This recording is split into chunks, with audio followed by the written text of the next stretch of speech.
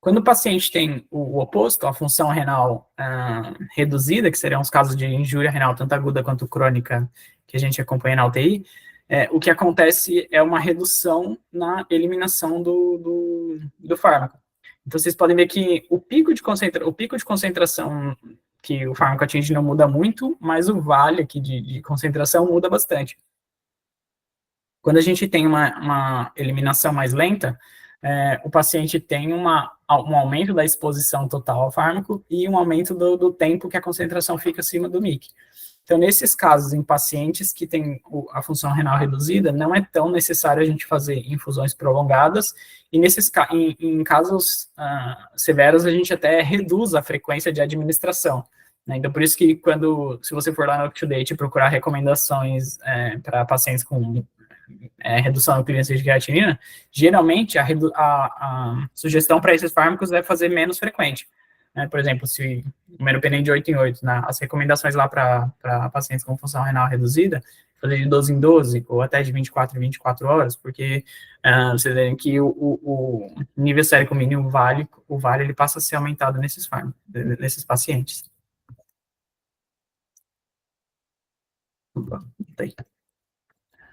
Em relação ao aumento de volume de distribuição, e eu tenho até um estudo recente que mostra que o volume de distribuição ele está ligado ao balanço hídrico do paciente. Então, pacientes com um balanço hídrico cumulativo positivo, ele também tem um aumento no volume de distribuição, né? Um aumento do volume que o fármaco se distribui quando ele é aumentado. E qual que é o impacto do volume de distribuição nos pacientes que recebem beta-lactâmicos? Vocês podem acompanhar aqui no gráfico da esquerda. Os dois gráficos são infusões intermitentes, né? O gráfico aqui da esquerda é com infusões rápidas, o gráfico da direita aqui com infusões estendidas. Então, quanto maior o balanço hídrico, né, maior o acúmulo de fluidos no paciente, menor é o pico de concentração máxima que ele atinge, porque o fármaco está se distribuindo mais, né? Então, o maior volume de distribuição acarreta no menor concentração máxima. Porém, como ele tem uma menor concentração máxima e o fármaco se distribui mais, a eliminação passa a ser um pouco mais lenta. Então, em pacientes, e aí você pode ver que o vale dela ele é um pouquinho aumentado. Então, nos pacientes que têm um balanço hídrico, um acúmulo de fluidos aumentado, apesar de você ter uma concentração inicial mais baixa, você geralmente tem uma concentração final um pouco mais elevada. Então, nos pacientes que recebem infusão intermitente, tanto a infusão rápida ou infusão estendida, em situações de balanço hídrico alterado, não é necessário ajuste de dose, pelo menos da dose inicial do beta-lactâmico. A diferença que a gente consegue ver é quando a gente administra infusão contínua. Então, essas linhas aqui são diferentes curvas para diferentes volumes de distribuição, né, no mesmo caso, as mesmas linhas dos gráficos passados, e você vê que os pacientes que têm diferentes volumes de distribuição, eles atingem a mesma concentração sérica, né, apesar da diferença de volume de distribuição, porque em infusão contínua, a concentração sérica ela é só dependente do clearance e da taxa de infusão, ela não depende do volume de distribuição. O que é diferente é a concentração inicial que é atingida. Então, pacientes com acúmulo do balanço hídrico, né, ou balanço hídrico muito positivo, quando iniciar a infusão contínua, eles têm um decaimento da concentração inicial. E isso reforça a importância da dose de ataque nesses pacientes. Então, qual que é a diferença da gente realizar ou não uma dose de ataque antes de um antibiótico? A diferença é que quando a gente realiza uma dose de ataque, a gente atinge um nível sérico elevado mais rápido do que quando a gente inicia a infusão no tempo dela contínuo, porque aí até ela atingir a concentração de estado de equilíbrio, ela leva um certo tempo, né? Então, a dose de ataque, ela faz com que você chegue mais rápido na concentração sérica desejada. E aí, então, vocês podem ver que os pacientes que têm maior balanço hídrico, né, o balanço hídrico mais positivo, ou seja, maior volume de distribuição, eles precisam de uma dose de ataque mais alta e com, na verdade, uma maior necessidade da dose de ataque. porque esses pacientes demoram mais para atingir o estado de equilíbrio aqui. Então, antes de iniciar a infusão contínua, é recomendado que faça a dose de ataque.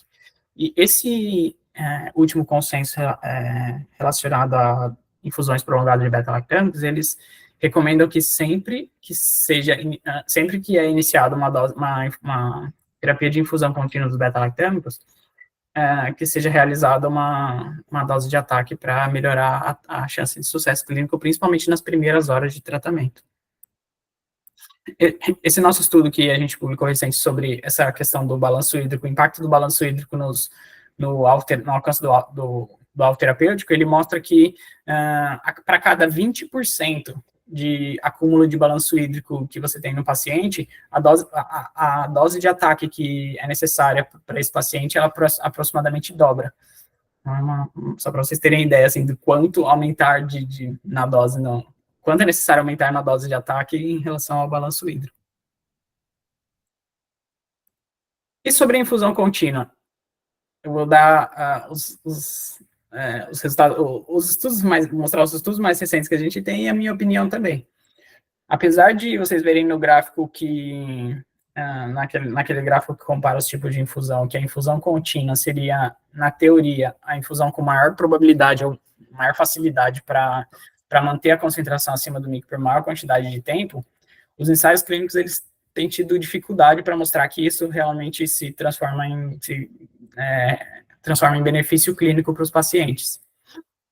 O maior estudo clínico que a gente tem sobre esse assunto é o Blink-3 Trial, que foi publicado mês passado também no JAMA, e ele incluiu mais de 7 mil pacientes, é um ensaio clínico randomizado super grande, multicêntrico, internacional, que ele incluiu mais de 7 mil pacientes, mais ou menos 3.500 pacientes recebendo infusão contínua e 3.500 pacientes recebendo infusão intermitente, e eles não encontraram uma diferença estatística significativa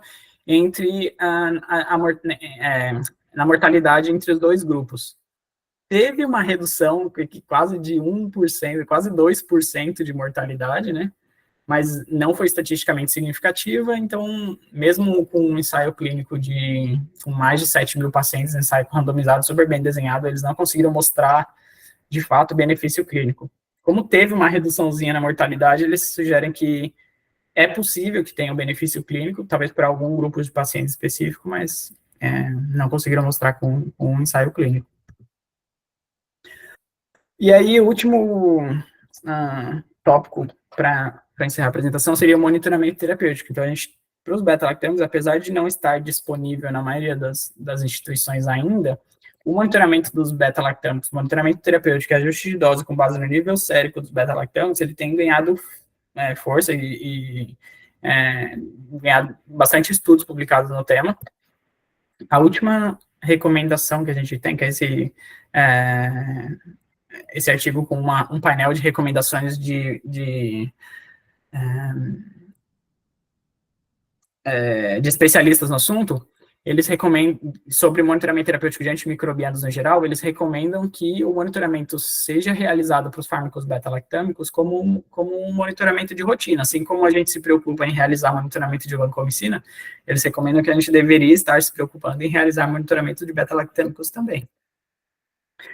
E aí, a maior revisão que a gente tem sobre o assunto até o momento mostra que quando realizando monitoramento terapêutico e ajuste das concentrações, ajuste da dose em relação às concentrações, tem uma melhora na cura clínica e microbiológica, consegue mostrar uma melhora da cura clínica e microbiológica dos pacientes e uma redução na falha do tratamento nos pacientes que realizam monitoramento terapêutico.